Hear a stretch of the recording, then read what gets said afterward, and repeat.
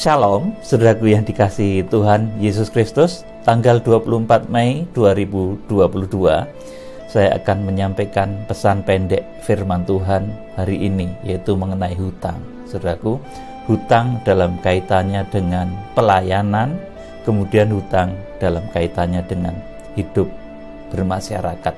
Saudara yang dikasihi Tuhan, kalau dalam konteks dan kaitannya dengan pembangunan bait Allah rohani atau dalam pelayanan, itu sebaiknya jangan berhutang, saudaraku. Tetapi ini dalam konteks kehidupan bersama, kemasyarakatan, saudaraku. Maka hutang itu Alkitab tidak pernah melarangnya, tetapi juga tidak pernah menyuruhnya. Saudaraku, jadi saudara bisa menyikapi sendiri untuk hal yang sedemikian, di mana di dalam Alkitab, dalam firman Tuhan, Tuhan tidak pernah melarang, tetapi juga tidak pernah menyuruh supaya orang itu berhutang. Saudaraku, ada banyak sekali ayat Alkitab ini yang menulis mengenai hutang, dan tidak dipungkiri utang piutang itu ada, boleh. Tetapi Tuhan tidak pernah menyuruhnya, saudaraku. Jadi Tuhan nggak pernah nyuruh seseorang itu berhutang, ya saudaraku. Saudara bisa pelajari di dalam Alkitab bahwa hutang itu intinya itu Alkitab tidak pernah melarangnya, tetapi Tuhan tidak pernah menganjurkan supaya orang itu berhutang. Demikian, saudaraku. Nah, ini dalam kaitannya dengan kegerakan Kitab Wahyu, pelayanan, saudaraku. Ketika kegerakan Kitab Wahyu ini mulai diperhadapkan dengan kebutuhan yang besar, ya saudaraku, yang bilangannya itu sudah mencapai M begitu, saudaraku. Saya ini mulai, hati saya sebagai seorang manusia biasa, ya mulai bertanya-tanya pada Tuhan, ini kalau diperhadapkan dengan kebutuhan yang besar untuk pembentukan SDM yang berkualitas, untuk pembentukan nanti orang-orang itu yang rohaninya betul-betul mencapai tataran tertentu yang ditargetkan di dalam kegerakan Kitab Wahyu, yaitu orang-orang yang harpazo maupun orang-orang yang diungsikan. Itu kita butuh tempat, saudaraku. Untuk pembangunan bait Allah rohani, saudaraku, ini kita butuh tempat. Sekalipun bait Allah rohani itu adalah badan saudara sendiri, tetapi untuk menampung tamu-tamu yang akan belajar tentang Kitab Wahyu, saudaraku, kita itu butuh tempat. Kemarin ada hamba Tuhan dan juga jemaat yang dari luar kota itu datang ke sekretariat pelayanan di sini, saudaraku. Di jalan mereka bincang-bincang, wah ini kampung sekali ini tempatnya Pak Peter melayani, ini bagaimana bisa ada pemasukan, ada income, saudaraku. Ya, kalau secara manusia bisa begitu, saudaraku, tetapi namanya pekerjaan Tuhan itu pasti jalan. Sekalipun saya ini, saudaraku, sekretariat pelayanan saya itu jauh di kampung, saudaraku, jadi bukan di kota besar seperti yang dibayangkan oleh kebanyakan orang, ya saudaraku. Jadi mencari tempat sekretariat pelayanan saya itu susah, saudaraku. Sampai kemarin saya itu yakin kalau orang-orang ini, hamba-hamba Tuhan ini, jemaat-jemaat itu memang digerakkan oleh Tuhan, mesti ketemu, saudaraku. Jadi saudaraku, saya percaya seperti itu, dan banyak yang berdatangan. Dan dari situ saya berpikir alangkah pentingnya satu tempat yang bisa untuk menemui tamu-tamu, membina jemaat-jemaat itu supaya betul-betul nanti mereka terbentuk SDM-nya itu berkualitas, menjadi orang-orang yang layak untuk harpazo, diangkat atau minimal itu diungsikan ketika Wahyu pasal 12 itu digenapi. Jangan sampai menjadi orang-orang Kristen yang tertinggal, saudaraku. Nah, ketika kegerakan Kitab Wahyu mulai diperhadapkan dengan kebutuhan yang besar ini, saudaraku, saya itu menangis dalam hati, saudaraku. Untuk pembangunan SDM yang berkualitas, pembangunan bait Allah rohani, saudaraku, itu ternyata butuh juga biaya yang tidak kecil, saudaraku. Kemudian saya teringat, saudaraku, sebuah kisah dan kesaksian dari hamba Tuhan di Korea yang membangun gereja besar itu dengan cara hutang di bank. Ya, saudaraku, sudah mungkin mengerti siapa yang saya maksud ini, saudaraku. Jadi membangun gereja itu dengan modal, saudaraku, hutang dari bank, saudaraku. Tetapi, saudaraku, kemudian ketika saya berdiskusi dengan Roh Kudus dan firman Tuhan, saudaraku, ini bahasa mudahnya dari apa yang dulu disebut Dewan Musyawarah Tuhan. Jadi kalau saya akan memutuskan sesuatu itu saya berdiskusi dengan Roh Kudus dan dengan Tuhan Yesus. Tuhan Yesus di mana, saudaraku? Firman Tuhan yang sudah ada di dalam diri saya, 4 Injil, saudaraku, yang sudah mempribadi itu. Kemudian Roh Kudus itu, saudaraku, berbicara. Saya berdiskusi dengan firman Allah dan Roh Kudus, saudaraku, mengambil satu keputusan, saudaraku. Jadi ini yang disebut dalam bahasa paling mudah ini Dewan Musyawarah Tuhan yang paling kecil itu seperti itu, saudaraku. Ketika di dalam badan kita ini berdiskusi antara jiwa kita yang harus memutuskan dengan suara Roh Kudus yang berbicara kebaikan, kebenaran, kekudusan, dengan juga pertimbangan firman Tuhan.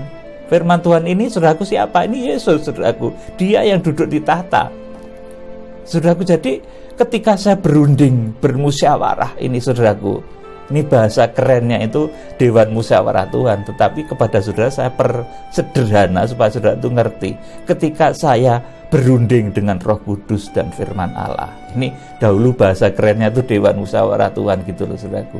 Ketika saya berunding dengan Roh Kudus dan firman Allah, ketika saya meminta pertimbangan Roh Kudus dan Tuhan melalui firman-Nya, melalui 4 Injil yang saya baca, saya memutuskan untuk tidak mau berhutang untuk kegerakan pembangunan Bait Allah Rohani. Meskipun dulu ada hamba Tuhan besar dari Korea itu yang membangun gereja itu dari hutang, saudaraku. Saya tidak mau seperti itu. Untuk pembangunan Bait Suci Allah Rohani di akhir zaman, saya memutuskan tidak mau berhutang untuk kegerakan pembangunan Bait Allah Rohani. Saya tidak mau berhutang, saudaraku. Saya juga tidak mau mengajari jemaat berhutang untuk pelayanan bagi Bait Sucinya. Jadi kalau ingin menopang pelayanan kegerakan Kitab Wahyu, saya juga tidak mengajarkan supaya jemaat utang, ayo utang sana, utang sana, utang sana. Saya tidak mau seperti itu. Saya ingin jemaat itu produktif, menghasilkan sesuatu yang positif, hidupnya berbuah-buah, saudaraku, sehingga mampu menopang kegerakan itu dengan baik. Saya tidak menganjurkan jemaat itu berhutang, saudaraku, tetapi hendaknya jemaat itu berbuah-buah, saudaraku, menghasilkan buah yang luar biasa, berprestasi.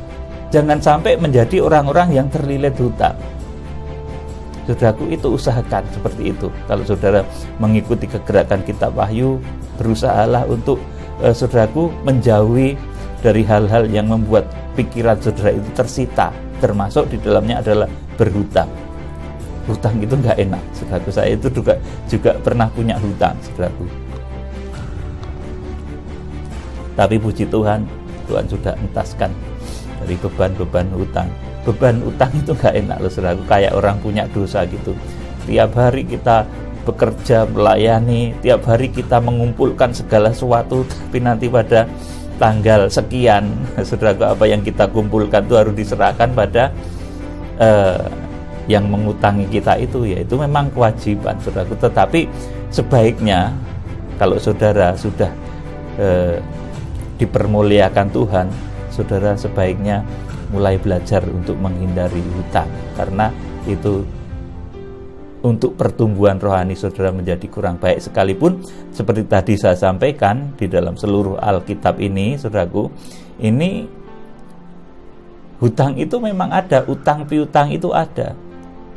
Tuhan tidak melarangnya juga, saudaraku, tetapi Tuhan tidak pernah menyuruhnya. Nah, untuk yang sedemikian ini, saudara harus mengambil sikap bijaksana. Dan ketika saya diperhadapkan dengan kebutuhan besar kegerakan kitab Wahyu. Yang saya katakan tadi, butuhnya itu nanti pasti M itu saudaraku. Ini secara manusiawi saya ketir-ketir saudaraku. Ini bisa dari mana Tuhan? Lahirnya kegerakan saudaraku. IRMC itu juga dari kampung, dari desa, sampai hamba-hamba Tuhan dan jemaat-jemaat yang datang itu bersaksi seperti itu. Ini bagaimana ini tempatnya Pak Peter ini masuk sekali, kami susah kali ini nyarinya tempat saudaraku. Waduh saudara, tapi ya ketemu juga seperti orang Majus itu kalau dipimpin bintang dimanapun bayi Yesus itu berada, saudaraku pasti ketemu saudaraku. Jadi seperti itu saudaraku, saya memutuskan tidak mau berhutang untuk kegerakan pembangunan Bait Allah Rohani ini, karena saya mengerti Tuhan itu kaya raya, dan sebagian besar dari orang-orang terkaya di dunia ini, bahkan di negeri kita sendiri ini saudaraku, sebagian besar mereka adalah anak-anak Tuhan. Masakan tidak ada anak-anak Tuhan yang tergerak untuk menopang sebuah kegerakan besar di akhir zaman yang merupakan kegenapan dari rencana Tuhan. Saudara, selain itu saya juga tidak mau menyuruh jemaat itu untuk berjanji kasih saudaraku. Janji kasih itu seolah-olah bahasa yang bagus ya saudaraku. Ini dari dulu saya dengar saudaraku, dari para pendahulu dan lain sebagainya. Saya tidak mau menyuruh jemaat itu berjanji kasih saudaraku. Bahasa janji kasih itu bahasa manis saudaraku, manis banget, seolah-olah ya bagus banget saudaraku. Tetapi sebenarnya sama saja membuat jemaat itu berhutang. Berhutang kepada siapa? Berhutang kepada pelayanan saudaraku. Misalkan untuk kegerakan kitab Wahyu, saya menetapkan seseorang itu harus iuran sekian, janji kasih sekian saudaraku. Saya membuat orang itu berhutang terhadap pelayanan. Saya nggak mau seperti itu. Melainkan saudaraku, apa yang ada yang jemaat bisa lakukan, itu lakukanlah sebaik-baiknya. Itu kalau yang saya tanamkan dalam kegerakan kitab Wahyu. Saya tidak mengajarkan janji kasih. Jadi bahasa janji kasih itu seolah-olah bagus ya saudaraku, tetapi sebenarnya sama saja membuat jemaat itu merasa berhutang kepada pelayanan. Saudaraku, jadi duwe hutang saudaraku kepada pelayanan. Saya tidak mau membuat jemaat seperti itu. Tetapi apa yang ada yang kau miliki, semaksimal mungkin topanglah pelayanan dengan kemampuanmu semaksimal mungkin. Saya tidak menyuruh saudara janji kasih saudaraku. Nah, seperti tadi, hal ini saya putuskan ketika saya bermusyawarah dengan Roh Kudus dan firman Allah saudaraku. Ini bahasa kerennya dalam kitab Nabi Yeremia itu disebut Dewan Musyawarah Tuhan. Ketika Roh Tuhan berbicara, ketika Tuhan yang duduk di tahta itu berbicara, ketika kita berdiskusi saudaraku dengan Tuhan, itu dalam bahasa kerennya itu Dewan Musyawarah Tuhan. Tetapi kepada saudara saya sederhanakan supaya saudara ngerti apa toh Dewan Musyawarah Tuhan itu saudaraku, yaitu ketika saya itu saudaraku, jiwamu, jiwaku itu berunding dengan Roh Kudus saudaraku. Jiwa kita ini berunding dengan Tuhan Yesus, Dia yang duduk di tahta. Melalui apa? Melalui firman yang sudah kita pribadikan. Itu berunding saudaraku, di dalam tubuh, jiwa, roh kita ini melakukan perundingan. Dan kalau keputusannya itu benar saudaraku, nanti akan menghasilkan sesuatu yang dahsyat dan luar biasa. Tetapi kalau keputusannya salah saudaraku, bisa berbahaya. Oleh karena itu, ketika saya berada di Dewan Musyawarah kecil ini saudaraku, di mana Roh Kudus bersama jiwa saya, bersama Dia yang duduk di tahta itu berunding saudaraku, itu menghasilkan keputusan yang sedemikian. Saya memutuskan tidak mau berhutang untuk kegerakan dalam pembangunan Bait Allah Rohani ini saudaraku. Tuhan itu kaya, dan lihatlah saudaraku, orang-orang terkaya baik yang ada di negeri kita Indonesia ataupun yang ada di luar negeri itu, sebagian besar itu adalah anak-anak Tuhan saudaraku. Kemudian ini sebagai ayat yang sederhana saja dari Wahyu Roma pasal 13 ayat 8 ya saudaraku. Ini konteksnya dengan ayat-ayat sebelumnya sebetulnya. Dan saya tidak akan membahas secara spesifik mengenai pernyataan ayat ini, tetapi ini menjadi semacam pengingat kepada kita. Roma pasal 13 ayat 8. Janganlah kamu berhutang apa-apa kepada siapapun juga, tetapi hendaklah kamu saling mengasihi, sebab barang siapa mengasihi sesamanya manusia, ia sudah memenuhi hukum Taurat. Amin. Saudaraku, saya akan beritahu saudara, jadi prinsip saya yang tidak mau berhutang untuk kegerakan, sekalipun itu butuh dana saudaraku, ketika nanti harus perlu menyediakan satu tempat itu, saudaraku, sekalipun tempat itu tidak akan kita pakai terlalu lama, saudaraku, karena kedatangan Tuhan itu sudah di ambang pintu, bahasanya seperti itu, saudaraku. Tapi kita tetap perlu, saudaraku.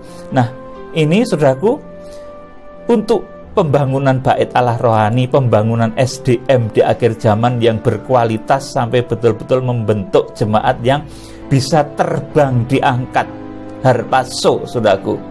Ketika Wahyu pasal 12 ayat yang kelima itu digenapi, atau paling tidak Theogo, Wahyu pasal 12 ayat yang ke-6 dan ayat yang ke-14 itu, paling tidak kita harus mendidik jemaat itu seperti itu.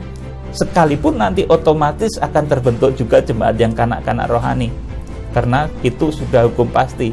Bait suci itu terdiri dari ruang Maha Kudus, ruang kudus, dan pelataran. Jadi sekalipun saya itu berusaha dengan getol, dengan semangat, dengan berbagai macam kemampuan yang saya miliki, saudaraku, tetap saja nanti jemaat-jemaat yang terbentuk itu akan terbagi menjadi 3 bagian. Yang pertama ya yang harpazo tadi, yang kedua yang diungsikan, kemudian ada juga pasti yang tertinggal, karena itu pelataran. Jadi ruang Maha Kudus, ruang kudus, dan pelataran itu otomatis pasti ada di tengah-tengah jemaat yang saya bimbing untuk pada kegenapan kitab Wahyu ini. Saudaraku, Salomo, saudaraku, ini ditulis dalam 1 Raja-Raja 6 ayat 1-38. Ini membangun bait Allah selama 7 tahun, saudaraku. Jadi Salomo itu lama juga ya membangun bait Allahnya. Ini kegenapannya juga kegenapan kitab Wahyu di akhir zaman. Itu nanti 7 tahun baru sempurna jadi, saudaraku. Dan kitab Wahyu digenapi selama 7 tahun, baik yang nanti harpazo, kemudian yang diungsikan maupun yang pelataran rohani, itu semuanya akan beres di dalam 7 tahun itu, saudaraku yang dikasihi Tuhan. Jadi Salomo itu membangun bait Allah itu selama 7 tahun. 1 Raja-Raja 6 ayat 1-38. Nah, bait Allah yang dibangun Salomo itu ada ruang Maha Kudus, ada ruang kudus, dan juga pelataran. Demikian pula pembangunan bait Allah rohani di akhir zaman, saudaraku, di dalam kegerakan kitab Wahyu itu juga nantinya terakhir akan memakan waktu 7 tahun. Ini nanti akan terbentuklah bait Allah. Ruang Maha Kudus itu mereka yang diangkat, yang berkarakter anak laki-laki, langsung dibawa lari kepada Allah dan ketahtanya, Wahyu pasal 12 ayat yang kelima. Kemudian ruang kudus ini mereka yang diungsikan, Wahyu pasal 12 ayat yang ke-6 dan ke-14. Kemudian pelataran, ini Wahyu pasal yang ke-11 ayat 1 dan 2, Wahyu pasal 12 ayat yang ke-17. Saudaraku, ketika Salomo membangun bait Allah itu selama 7 tahun, kita akan baca ayatnya 1 Raja-Raja ayat yang kelima, pasal yang kelima ya, 1 Raja-Raja 5 ayat 1-7. Maksud saya tadi saya salah sebut ya, saudaraku. 1 Raja-Raja 5 ayat 1-7. Hiram, Raja Tirus, mengutus pegawai-pegawainya kepada Salomo, karena didengarnya bahwa Salomo telah diurapi menjadi raja, menggantikan ayahnya, sebab Hiram senantiasa bersahabat dengan Daud. Lalu Salomo mengutus orang kepada Hiram dengan pesan, "Engkau tahu bahwa Daud ayahku tidak dapat mendirikan sebuah rumah bagi nama Tuhan Allahnya, oleh karena musuh-musuhnya memerangi dia dari segala jurusan, sampai Tuhan menyerahkan mereka ke bawah telapak kakinya." Jadi sebetulnya yang ingin membangun bait Allah itu Daud, tetapi karena Daud terlalu banyak peperangan, dikatakan dalam ayat lain itu Tuhan berfirman, tanganmu terlalu banyak menumpahkan darah. Akhirnya pembangunan bait Allah, benda-benda bait suci itu akhirnya disiapkan untuk Salomo, saudaraku.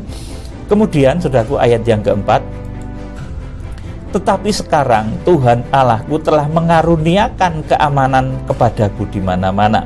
Tidak ada lagi lawan dan tidak ada lagi malapetaka menimpa. Saudara, kemudian ayat yang kelima, dan ketahuilah, aku berpikir-pikir hendak mendirikan sebuah rumah bagi nama Tuhan Allahku, seperti yang dijanjikan Tuhan kepada Daud ayahku.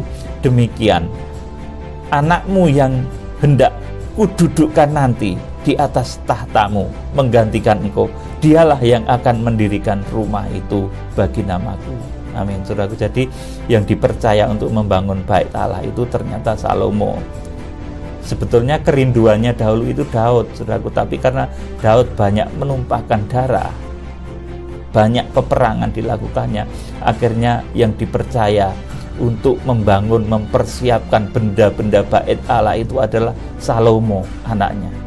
Saudaraku yang dikasih Tuhan, ayat yang ke-6, oleh sebab itu perintahkanlah orang menebang bagiku pohon-pohon aras dari gunung Libanon, dan biarlah hamba-hambaku membantu hamba-hambamu, dan upah hamba-hambamu akan kubayar kepadamu seberapa juga kau minta, sebab engkau tahu bahwa di antara kami tidak ada seorang pun yang pandai menebang pohon sama seperti orang Sidon. Amin. Saudaraku, jadi meskipun Salomo itu meminta pohon-pohon aras dari gunung di Libanon kepada Hiram, saudaraku, tetapi dia juga tidak mau menindas, saudaraku. Akhirnya, saudaraku, dia memberikan juga, saudaraku, di sini dikatakan, dan biarlah hamba-hambamu membantu hamba-hambamu, biarlah hamba-hambaku membantu hamba-hambamu, dan upah hamba-hambamu akan kubayar kepadamu seberapa juga kau minta. Jadi Salomo itu, saudaraku, juga tidak mau menindas rakyatnya Hiram, saudaraku. Tetap dibayar, saudaraku. Bukan mentang-mentang sahabat baik, mentang-mentang karena kawannya, papanya, saudaraku, kemudian nggak dibayar, tetap dibayar sama Salomo, saudaraku. Ayat yang ke-7, maka segera sesudah Hiram mendengar pesan dari Salomo itu, ia sangat bersukacita serta berkata, terpujilah Tuhan pada hari ini, karena ia telah memberikan kepada Daud seorang anak yang bijaksana untuk mengepalai bangsa yang besar ini. Lalu Hiram mengutus seorang kepada Salomo mengatakan, aku telah mendengar pesan yang kau suruh sampaikan kepadaku tentang kayu aras dan kayu sanobar. Aku akan melakukan segala yang kau kehendaki.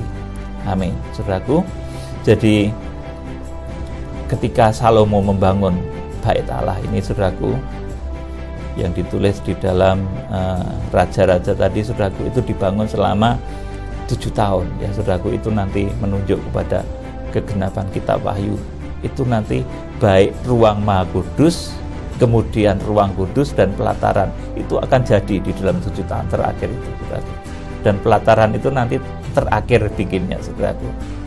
Ketika masa antikris terjadi, itu pelataran, orang-orang yang di pelataran tertinggal di sana diuji, saudaraku yang dikasih Tuhan Yesus. Jadi saat ini sebagai ayat terakhir, 1 Raja-Raja 6 ayat 11 sampai 12, mengenai rumah yang sedang kau dirikan ini, jika engkau hidup menurut segala ketetapanku dan melakukan segala peraturanku dan tetap mengikuti segala perintahku dan tidak menyimpang daripadanya, maka aku akan menepati janjiku kepadamu yang telah kufirmankan kepada Daud ayahmu, yakni bahwa aku akan diam di tengah-tengah orang Israel dan tidak hendak meninggalkan umatku Israel. Saudara, dalam kegerakan kitab Wahyu, kalau kita benar-benar nanti memperhatikan firman Tuhan ini, kita betul-betul berusaha semaksimal mungkin, bahkan juga berkorban menurut kemampuan saudara. Saya tidak menyuruh saudara berhutang, saya juga tidak menyuruh saudara ataupun jemaat-jemaat itu berjanji kasih saudaraku, tetapi lakukan yang terbaik untuk kegerakan kitab wahyu, untuk pembangunan bait Allah rohani di akhir zaman. Ruang maha kudus, ruang kudus dan pelataran itu harus terbentuk, saudaraku, dan ini membutuhkan SDM yang cakap, dan ini harus dididik, saudaraku. Perlu satu tempat untuk kita melakukan hal itu, saudaraku. Dan ketika visi ini saya terima, saudaraku, betul-betul ini sesuatu yang memukul perasaan saya. Bagaimana mungkin Tuhan, seperti kata orang-orang, saya itu tinggalnya di kampung, bukan di kota besar. Juga tempatnya ini sederhana, muatnya kalau di 2 sekretariat saya itu paling-paling beberapa puluh orang begitu, saudaraku, nggak sampai ratusan. Saudaraku yang dikasih Tuhan, nah beban yang berat ini, saudaraku, beban untuk kegerakan kitab wahyu, untuk pembangunan sumber daya manusia di dalam kegerakan kitab wahyu, supaya membentuk orang-orang yang nanti bisa harpazo yang diungsikan. Itu harapannya tentunya, meskipun nanti ada juga yang terpaksa tertinggal, itu tidak bisa dipungkiri, karena bait suci itu memang harus ada ruang maha kudus, ruang kudus dan pelataran. Nah, untuk membangun bait Allah di akhir zaman, membangun SDM yang bermutu, itu kita butuh tempat. Dan untuk tempat yang layak, itu kita butuh pembiayaan yang tidak kecil, yang saya katakan tadi, M itu, saudaraku. Itu kalau bukan kuasa Tuhan, saya tidak bisa melakukannya. Saya yakin akan ada orang-orang yang dipakai oleh Tuhan di akhir zaman, orang-orang yang diberkati. Banyak konglomerat di Indonesia ini, saudaraku, yang sebetulnya kecil. Kalau mengeluarkan uang misalkan 10M itu kecil, saudaraku, itu banyak sekali. Tapi mereka mungkin belum mendengar tentang kegerakan kitab wahyu ini, dan kalau mereka mendengar, mereka melihat kuasa yang menandai kegerakan ini, nanti mereka akan mengerti, dan kegerakan kitab wahyu berjalan dengan luar biasa. Saya bisa menemui saudara dengan layak di satu tempat yang layak. Saudaraku, Tuhan Yesus juga tidak selamanya di kandang. Saudaraku, ketika lahir memang di kandang, seperti tempat saya menyampaikan kegerakan kitab wahyu ini. Orang jauh sekali itu mencarinya susah.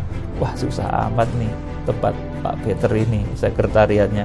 Bagaimana bisa ada pemasukan sampai orang itu heran seperti itu, saudaraku. Nah, di situ kuasa Allah yang bekerja. Bayi Yesus lahir, orang Majus itu banyak berdatangan. Salam penuaian Tuhan Yesus, pemimpin agung kegerakan kitab wahyu, memberkati saudara. Haleluya. Amin.